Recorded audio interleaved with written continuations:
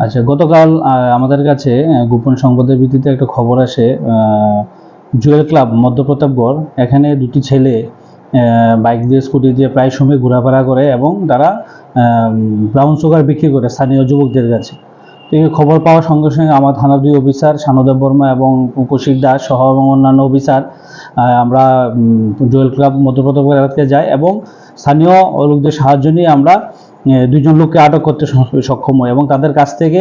একটি showcase brown সুগারের packet উদ্ধার করি, যা আমাদের সমাজে এগুলাকে